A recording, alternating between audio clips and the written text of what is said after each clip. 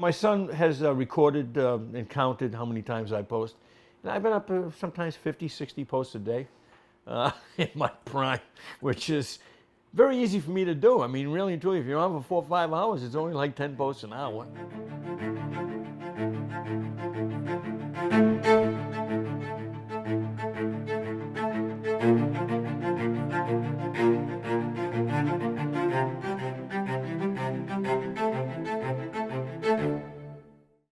I can have a meme war with anybody and destroy him. And I've done it. And people actually bail at the end and go, who is this guy? He's got like every meme ever produced on the internet. He can knock us out with his memes. And I do, I have tons of memes. I'll just keep memeing them to death until they just surrender because they just can't do it anymore. They don't have the memes that I have. I have a folder on my computer just full of memes. And I can just go to that folder and open it up. And there they are, there's all my memes. And I started to, alphabetize my memes so I can find them more quickly. I realized not having them alphabetized was a problem for me. If you have, weapons, you have to be able to get to them. And you got to know where they are, which ones are where they are. So, I alphabetize them so I can get to them quickly and I can use them fast. Because a lot of times in a meme war, it's about speed. You got to get to your memes quick. If you can't get to them quick, you're useless. They'll just keep blasting you with memes and you can't fire back. So you have to know where your memes are. So first, when he joined Facebook, it was fine. He did like the normal old person stuff. He talked to his friends from high school. It's like everything you expect. And then came the memes. And it was just a constant flow of memes. Like my whole wall, my whole newsfeed, just memes everywhere. And I didn't see any of my friends' stuff anymore because I just saw my dad's memes just all day. So I think, all right, I'm just going to unfollow him and then it'll be fine. So I unfollow him, not seeing any of his content. He's calling me on the phone, being like, did you see the post? And I'd be like, no, Dad, I didn't see the post. So he came up with a solution for this where he started directly posting the memes on my Facebook wall instead. So now my whole Facebook was flooded with my dad's memes. It feels like I can't escape. Like I have to actually just delete my Facebook to get away from my dad's memes. But even if I do that, he'll probably send them to me in the mail. I don't know. I'm stocked. I got weapons. It's like a nuclear arsenal. I have memes. So if you piss me off and I have to dig in there, and I don't want to do it.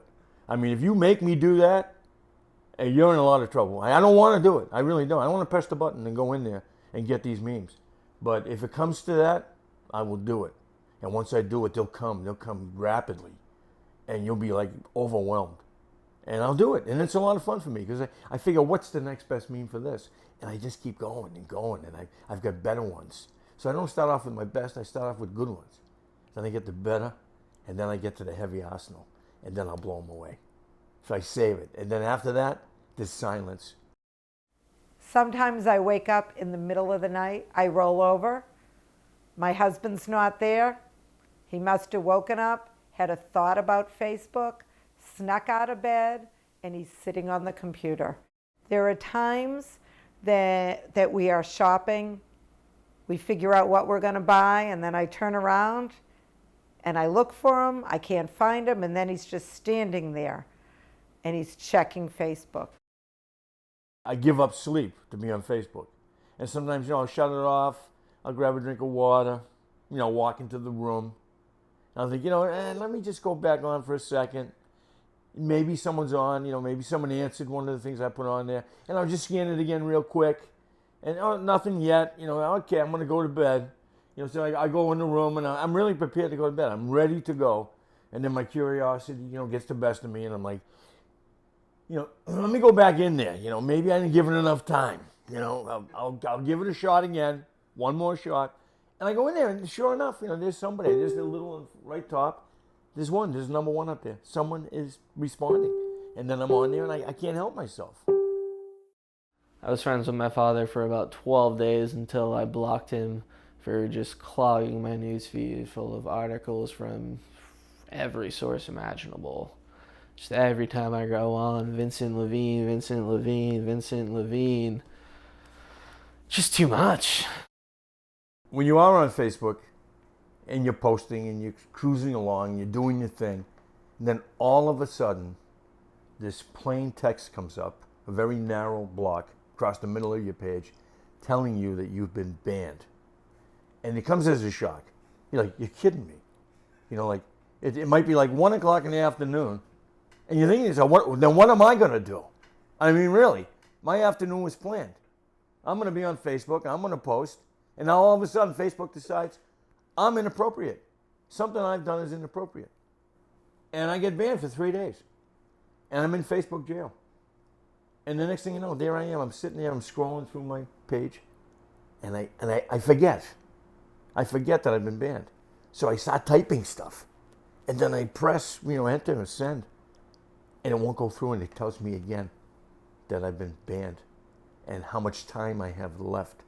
And the amazing thing is my family applauds Facebook for doing that to me. They almost want to do it. I think it's like they're just rooting for Facebook to come after me to get me off of there. So I think I'm the only one in the family that finds this whole thing amusing. And one of my favorite things to do is to go on his Facebook page and scroll through and tally up his posts each week and then call him and tell him what the tally was. So one week I tallied it up and he posted 352 times.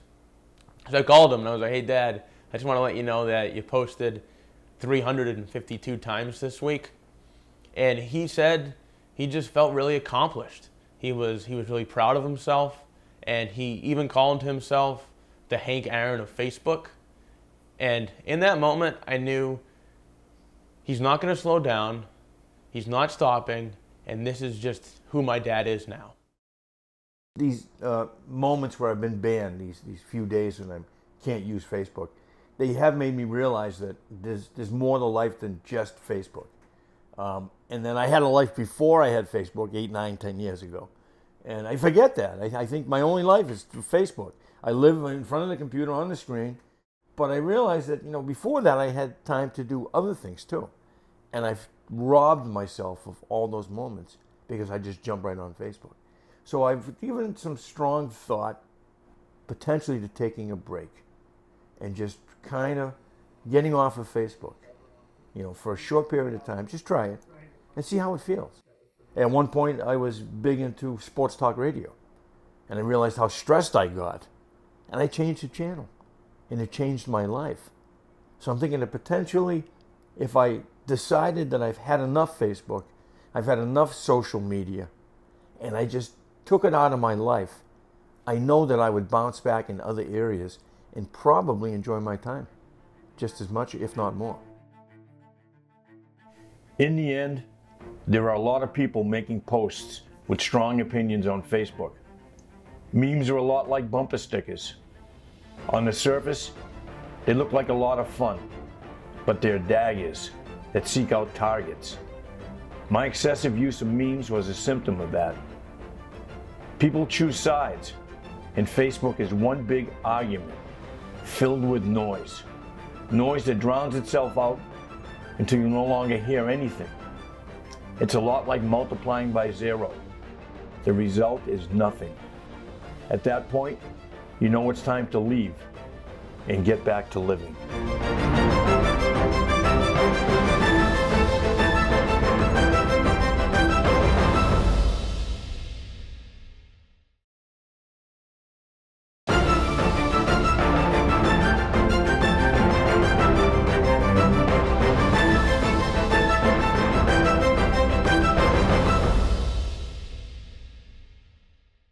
The tradition of blowing out candles is probably the worst tradition in the history of mankind.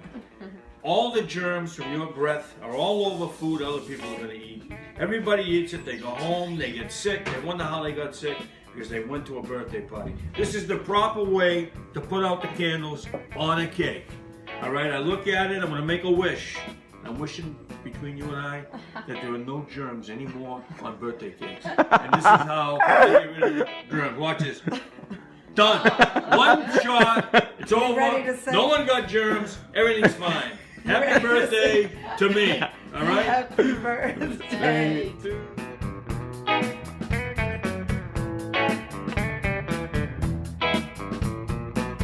Er satt tief in einer Bar, mitten in der Wüste. Lässig stand sie da, sahen ihre Brüste. Es war tief in einer Bar. Der Senor